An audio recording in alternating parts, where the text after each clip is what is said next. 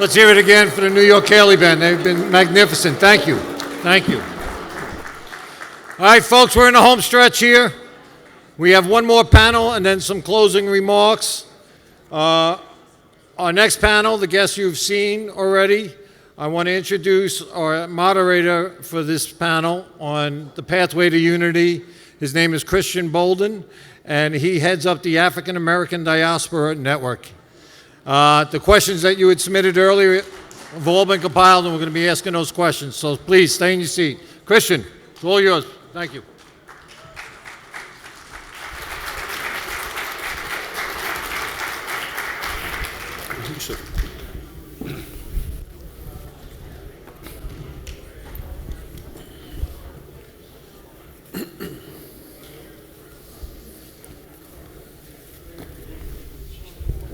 Good afternoon, everyone, and I'd like to take a moment, if you would, in helping me give a round of applause for the people that put this event together, the wonderful volunteers that made this event a reality. The space is absolutely phenomenal.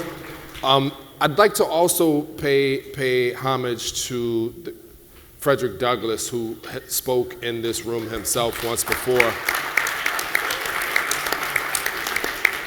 And his relationship, Frederick Douglass's relationship to Daniel O'Connell. And it is in spirit of, right? Go ahead, thank you. And it is in that spirit of unity that we come here today, and of course, we begin this panel. You've seen each of these panelists throughout the day. I'm with an esteemed group of people. We're excited to close out this summit with some interesting questions that were posed from you, the audience. Many of you dropped some notes, some little questions, little nuggets in the boxes in the back. So rather than, we had prepared questions, but we audibled and we said, why not take this opportunity to really take some insight and some questions from the people, directly from the people, and offer it up to our panelists here. So we're excited to do so. So round of applause for our panelists as we close out.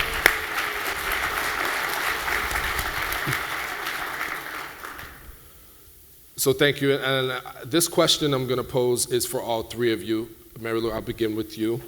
What can the U.S. do, and how can the U.S. facilitate Irish unity and securing Irish unity?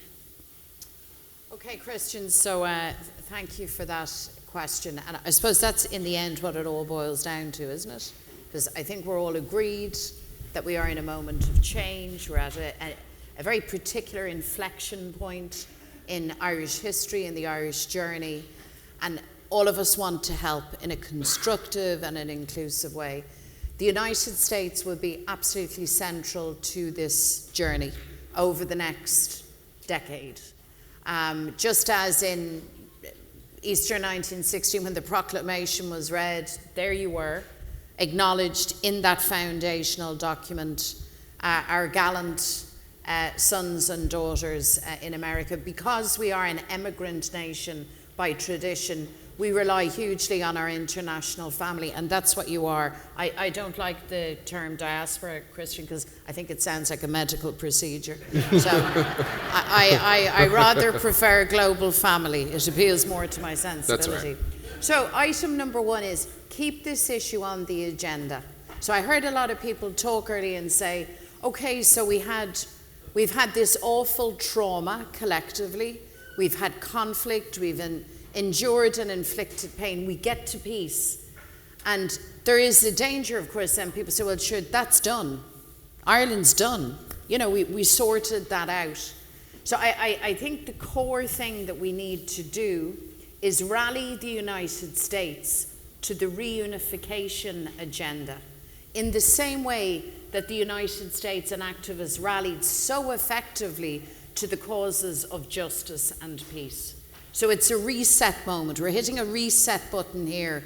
It's part of the same continuum, the same journey, but it's got a different focus now, sustaining our peace, making the institutions of the Good Friday Agreement work, but now we start the next leg of the journey. And I think we need to build a real sense of purpose and enthusiasm in that. So there'll be a presidential election in the autumn. Irish reunification, why would that question not be a question for whoever it is occupies the White House next time. I think it should be. And then, in a way, this is a hall full of very experienced activists in some cases, so I don't have to tell you how to go about your business. But let me say this, and I will finish on this point.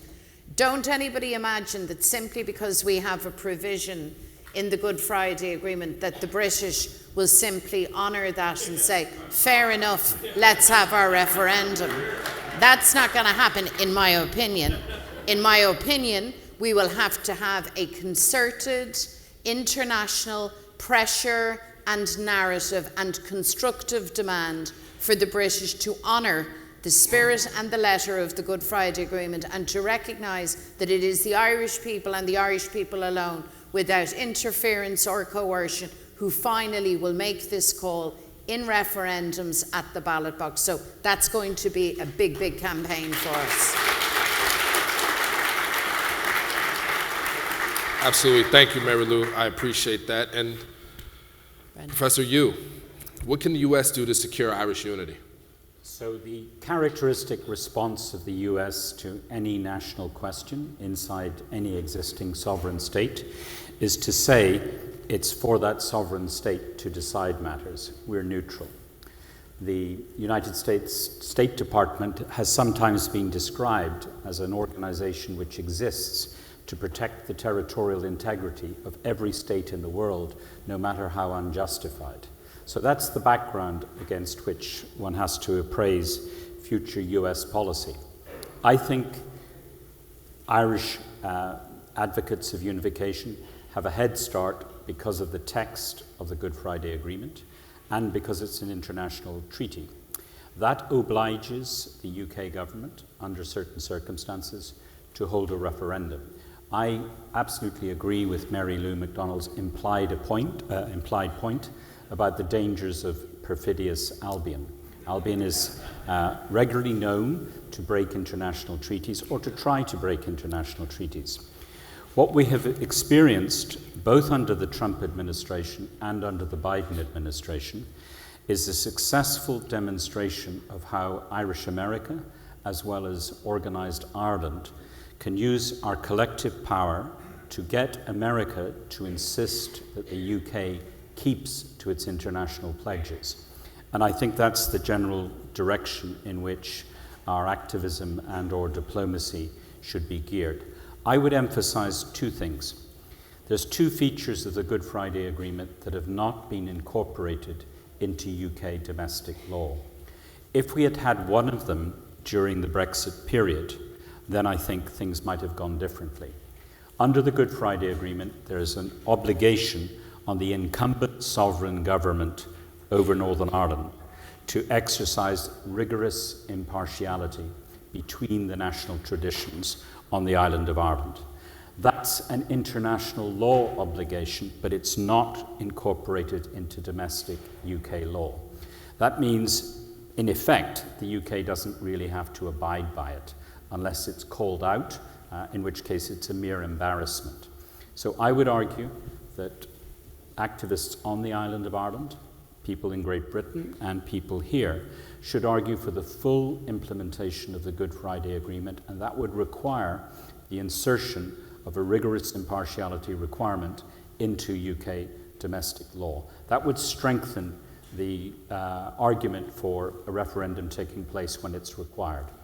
The second change that I should like to see is to echo partly what Mary Lou said just a few moments ago.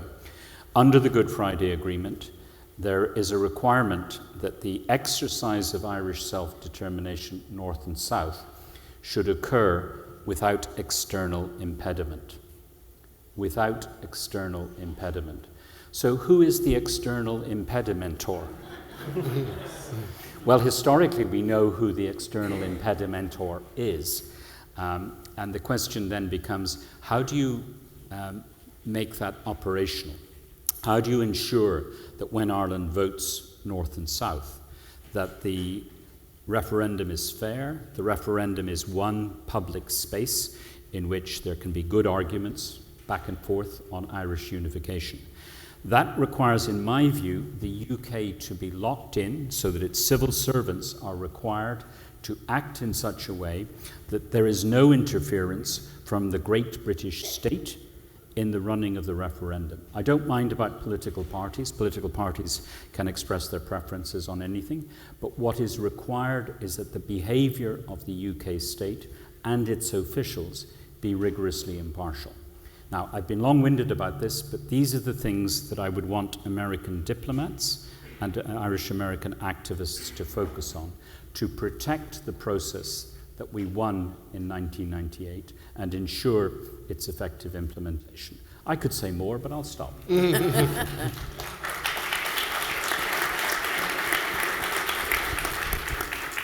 Thank you, Professor Niall. Please weigh in. What can the U.S. do to secure Irish unity? Well, do what we're doing. The energy that we have all experienced in this room is something that I derive a great sense of renewal from as I go home to Ireland to recommit to the next phase of our own activism in terms of what our organisation, Ireland's Future, is going to do. So be present. I spoke earlier about change doesn't happen by itself, and people need to make change. And the admiration and experience of Irish American activism that assisted the delivery of the Good Friday Agreement was by change makers, was by history makers. And I spoke about the exceptional people that I have met in my life in the last number of years. General Jim Cullen, whom I am honoured to have participated in an internship named in his honour. We take a student every year, recommended to us by the Brehon Law Society in our law practice.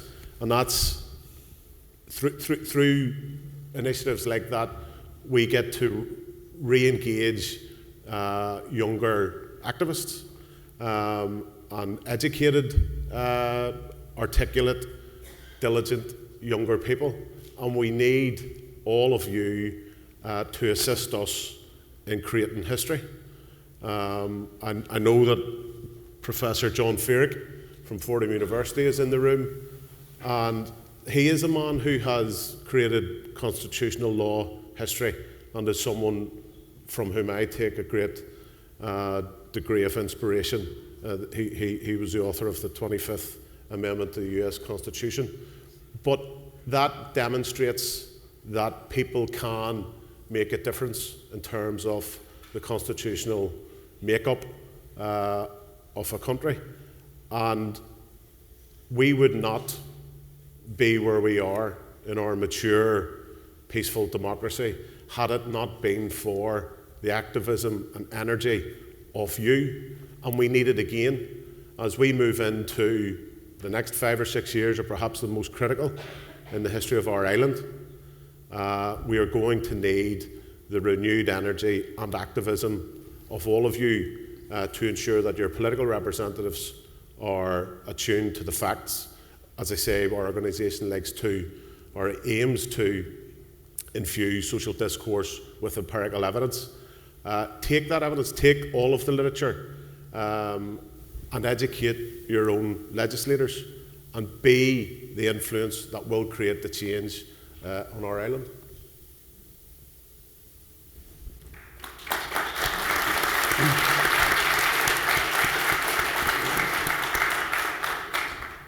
Professor, earlier when you were speaking, you mentioned a dynamic that you felt was not effectively evaluated, right? Which was the undecided, right? Those individuals who are undecided or are not necessarily of Irish descent. So specifically, what are the key issues for those who are undecided and those who identify as British? What's important to them, and how can they facilitate this effort as well? Right. It's a very good question. We've begun to explore this in ARANS, Analysing and Researching Ireland North and South.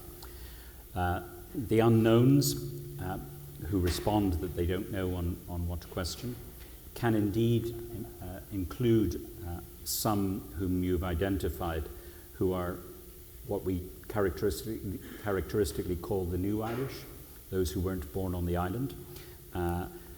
But generally speaking, they tend to have an answer. They tend to line up. Historically, immigrants, believe it or not, identify with the government that controls the country when they arrive. Interestingly, His Majesty's governments and the behaviour of unionist incumbents has not had that impact in Northern Ireland. Some migrants favour Irish nationalist parties and some favour unionists.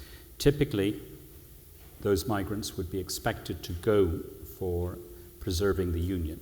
That's not the case.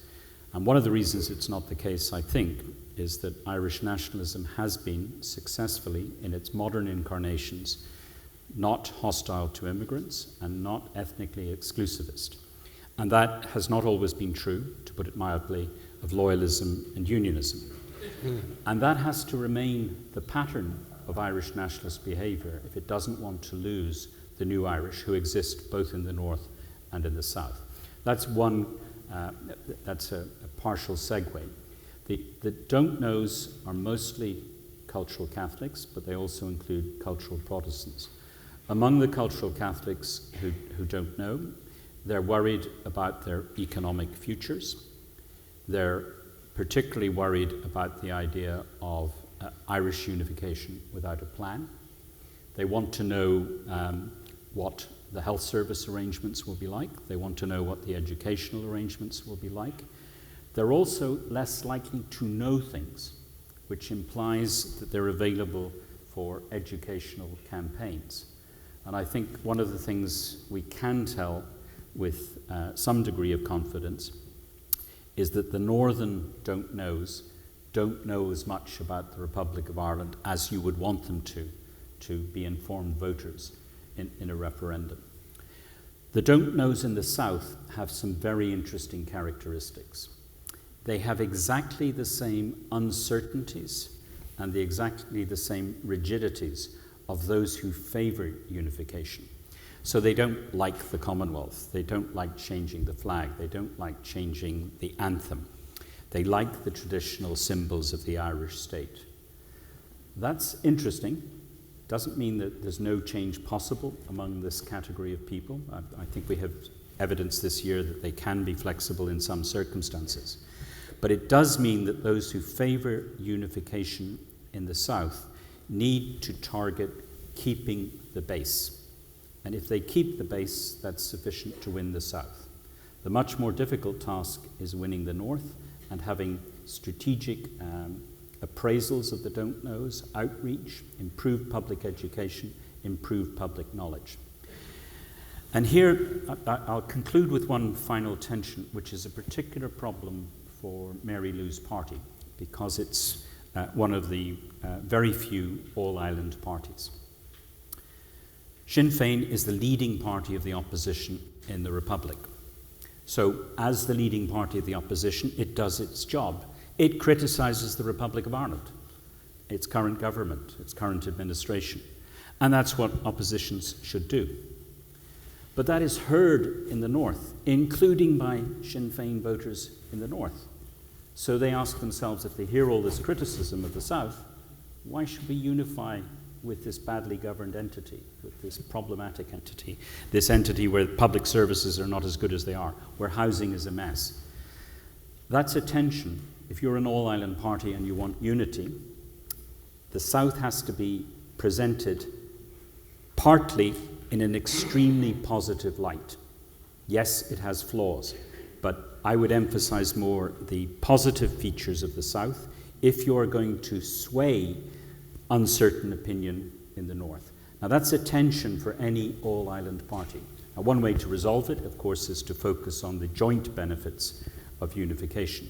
But it does mean that there's a particular difficulty for you. Every time you criticize the government in the south, that is heard in the north as a criticism of the entire project of unification, even if that's not a reasonable or fair judgment.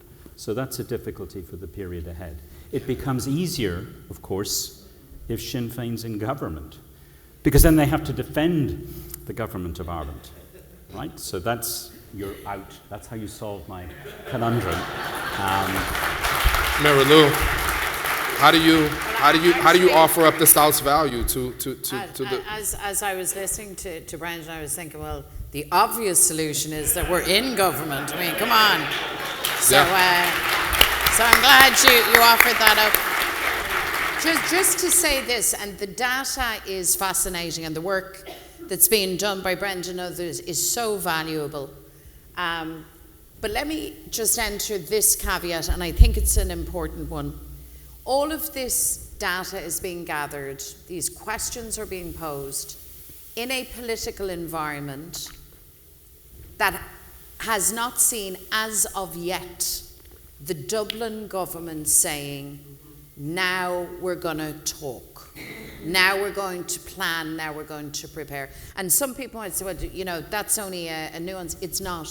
In the world of political activism, and as somebody whose job is, my job is about people, connecting with people, hearing people, trying to inform and influence and mobilize people, it is a world of difference when the administration says out loud, change is happening, we need to manage the change, we will manage it democratically and peacefully, we will manage it in an inclusive way, we want to hear from everyone. Here is the democratic space in which this will happen. That to me is a profound game changer, because then all of a sudden people say, oh, okay, what's this? It's like campaigning for an election.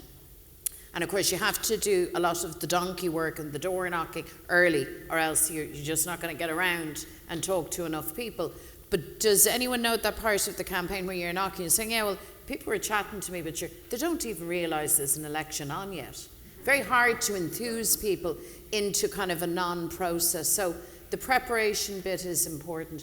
Can I just add one thing as well? Because I was listening carefully to Brendan's fireside chat, and there was only one point that I have a slightly different perspective on when you said, don't expect unionism to participate in their own demise. So they're not going to talk about, they're not going to prepare. And in one way, that's a rational position. Of course, if you are a unionist, you are not going to plot and plan, you know, with Fenians who are trying to end the union. On one level, that makes sense. However, I don't think that's the full story, actually. And I think we need to get to a place where the public discourse says this. Each of us has our first preference. Mine is clearly for reunification. That's my preference today. I want Ireland united now, this minute, if I could make it happen.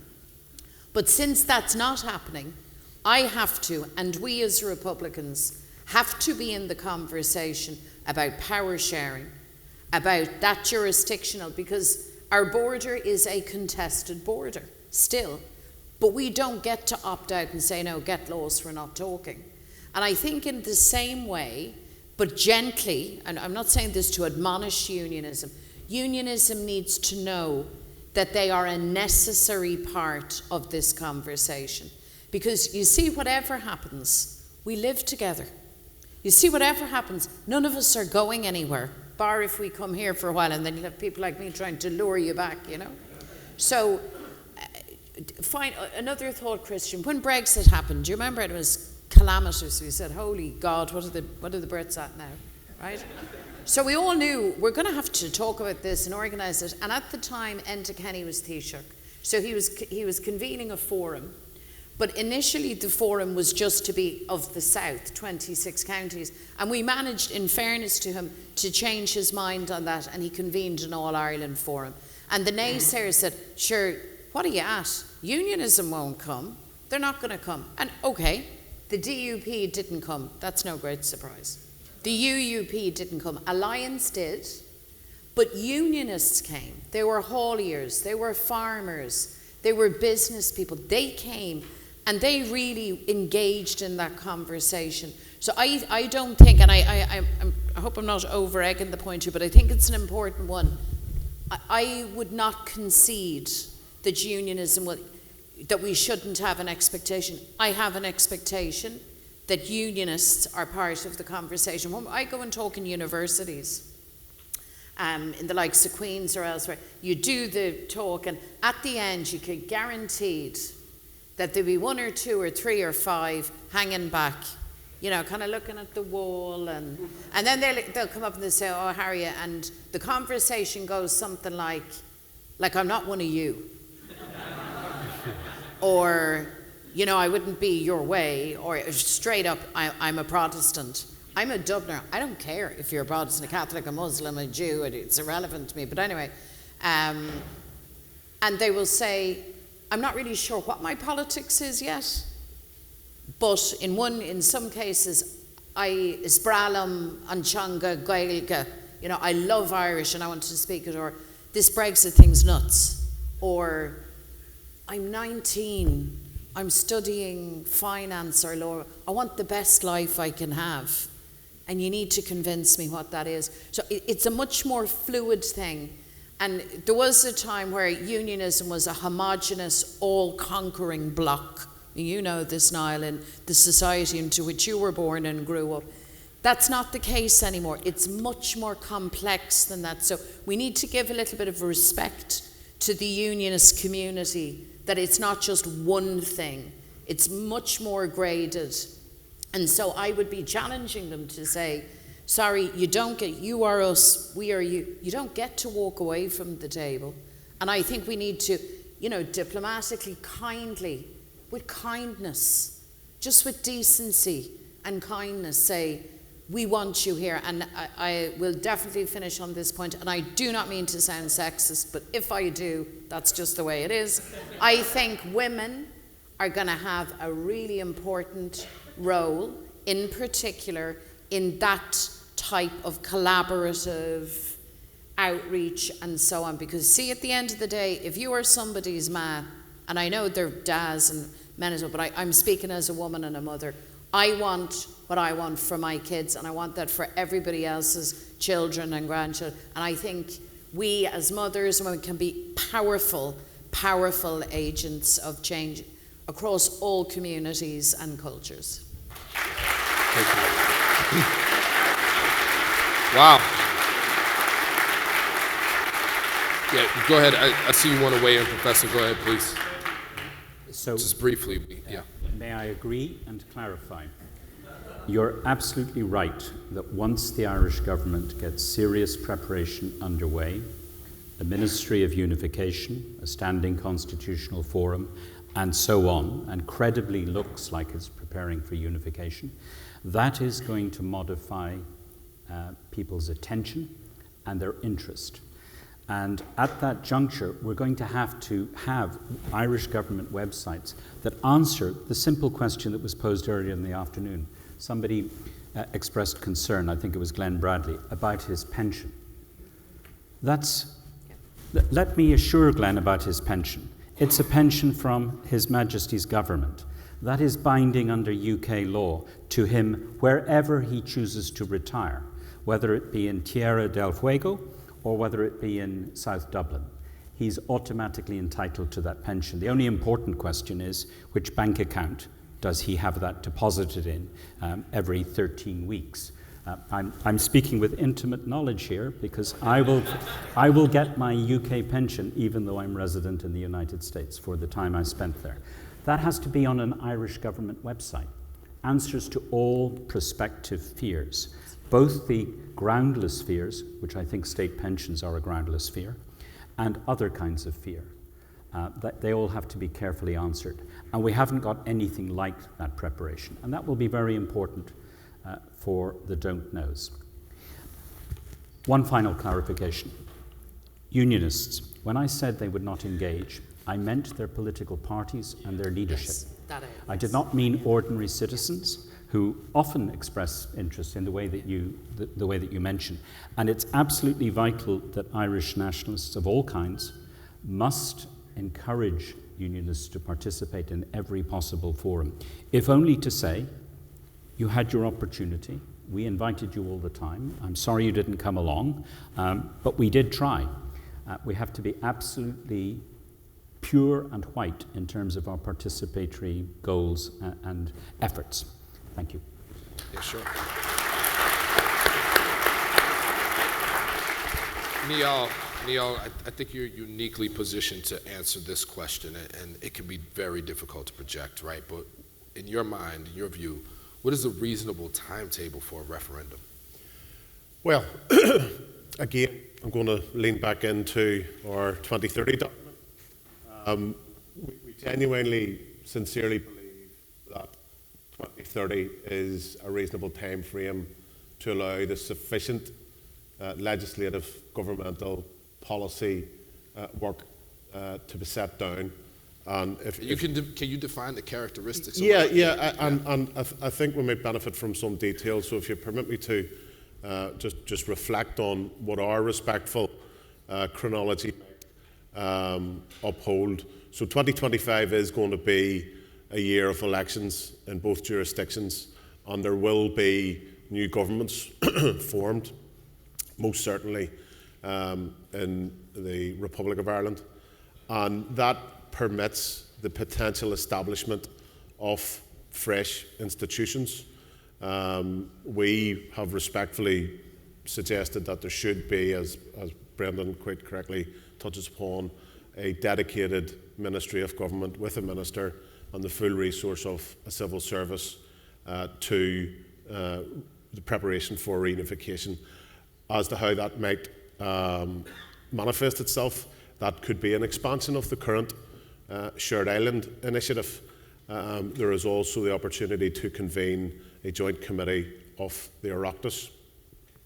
As the latter part of 2025 unfolds, we feel in March perhaps of 2025 that there could or should be preparatory planning tabled at a British-Irish intergovernmental conference with government intentions, the 5-year mandate, being very explicit as to what that government intends to discharge. That will also require engagement with the European Union, with the United Nations and with the Council of Europe, because there will be an international governmental investment in the creation of a new state. We feel that Irish government should also publish a green paper, a programme of government. There will also require debates where we feel civic society has an important role to play. There does need to be civic discourse, proper, meaningful, deliberative engagement, so people directly have an opportunity to engage in that conversation. There could be thematic formats of different civic assemblies, including but not limited to health. We talked about this earlier, education, the economy, constitutional reform, infrastructure.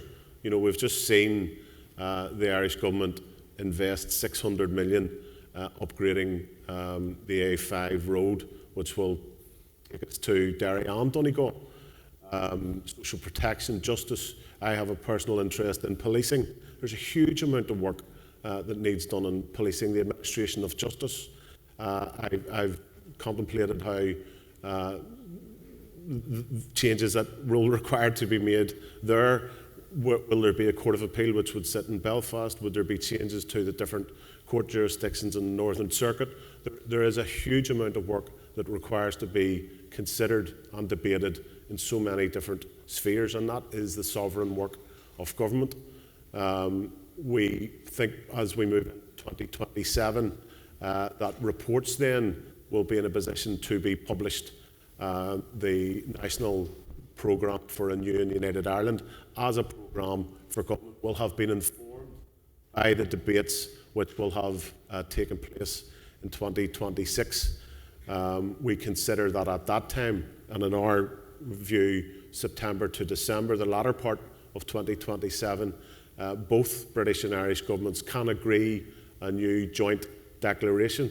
We know, history informs us, that there was a joint Downing Street declaration which laid the pathway for the peace process, which ultimately delivered the Good Friday Agreement.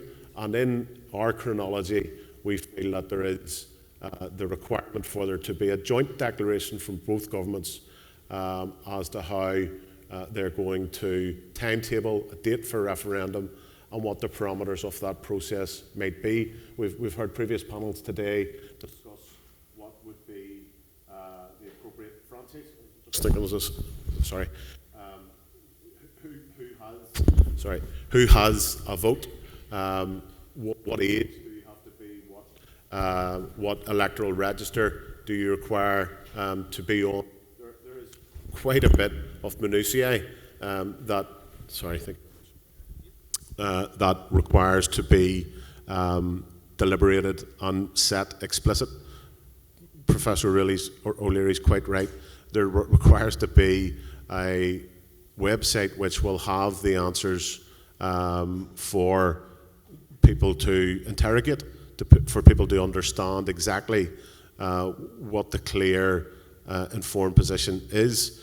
And we see 2029 effectively being a year of the campaign, and the preparatory work can and should be done beforehand. And this is again where we feel the strong, independent voice of the American government can bring responsible pressure to bear on a British government, on a British Secretary of State, to specify the criteria upon which he will consider his obligations under Schedule 1 of the Northern Ireland Act. The Northern Ireland Act is the legislative expression of the Good Friday Agreement. It is the law, and Schedule 1 of the Northern Ireland Act 1988 defines the legal responsibility which is placed upon a Secretary of State. But we need to know what criteria he is going to assess when discharging his legal obligations in that regard. And then 2030, we feel at the conclusion of the mandate of the next Irish government that is an appropriate time, that the preparatory work has been undertaken, done, society understands exactly what the issues are, and then we have a vote. We have an expression of democracy. I've lived my entire life in a jurisdiction to which I have absolutely no affinity or constitutional regard, but I have lived my entire life and raised children in that society on the principle of consent. So let's test the principle of consent, and that's what democracy is. So 2030. Thank you, sir.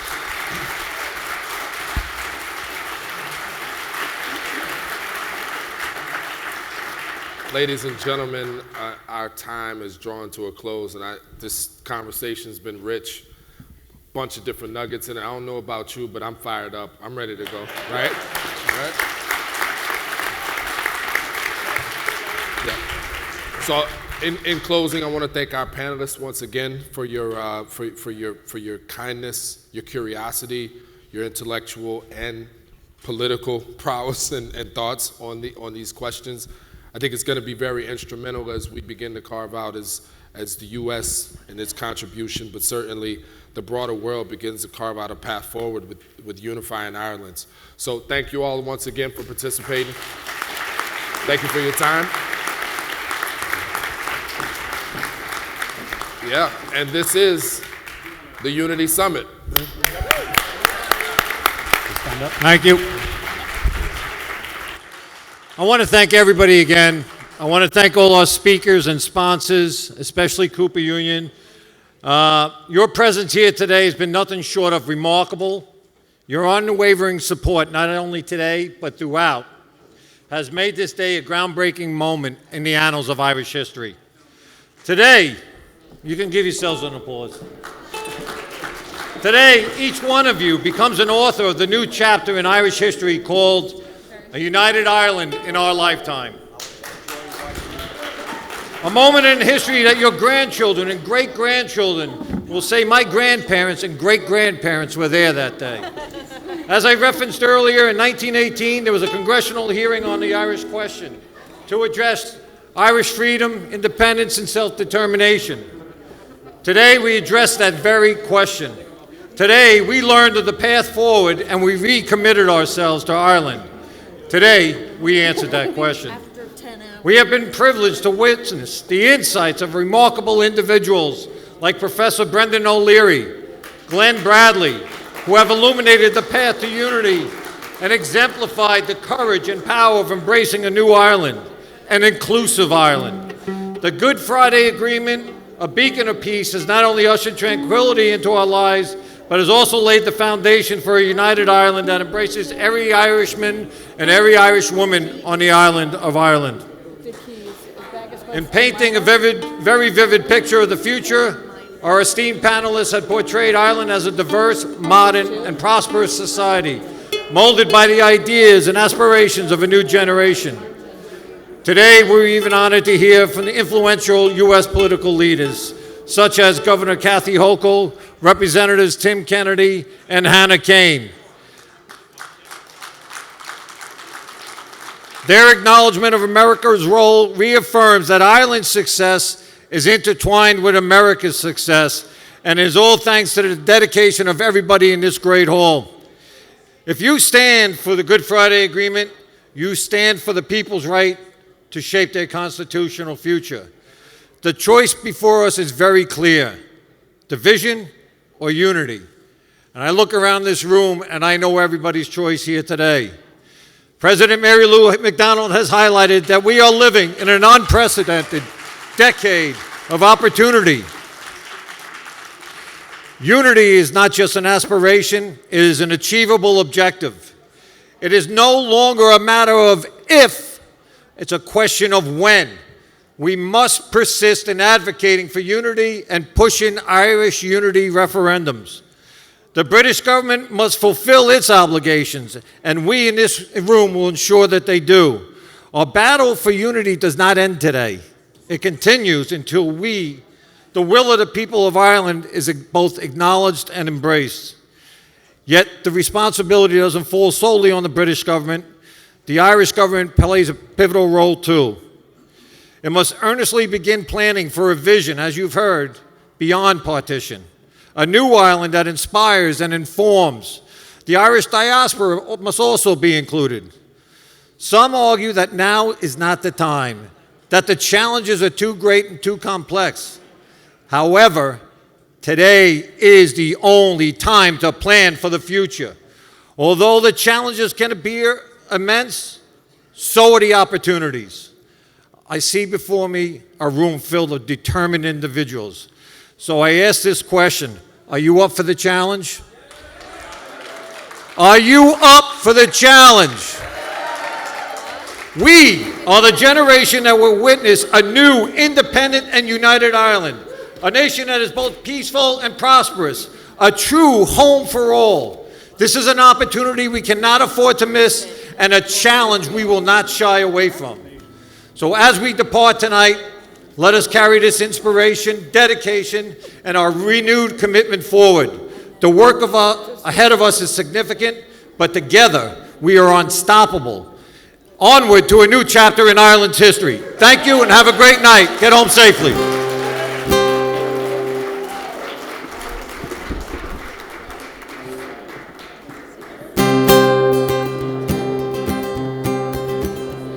When boyhood fire was in my blood, I read of ancient freemen for Greece and Rome who bravely stood, 300 men and 3 men.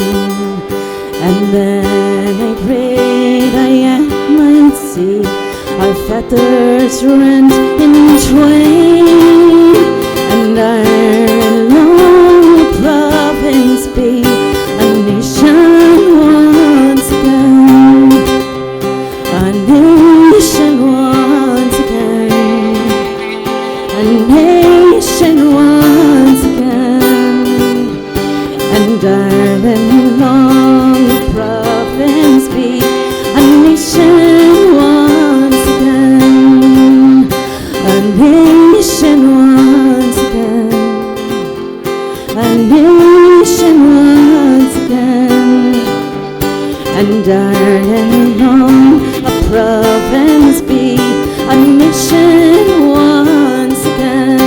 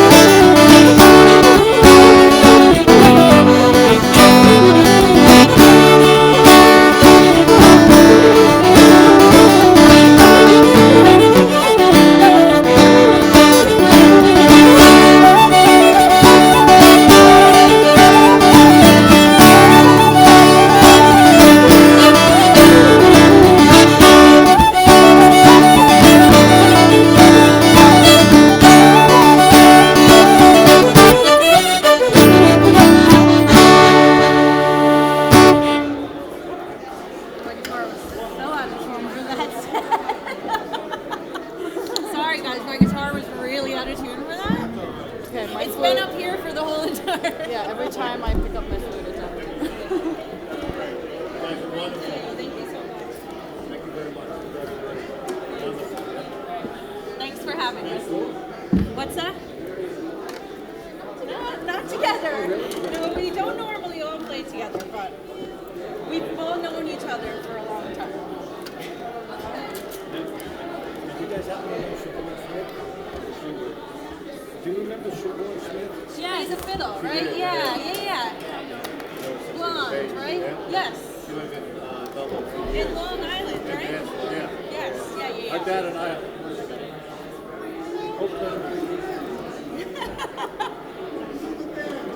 Yeah, well, I used to be a bagpiper.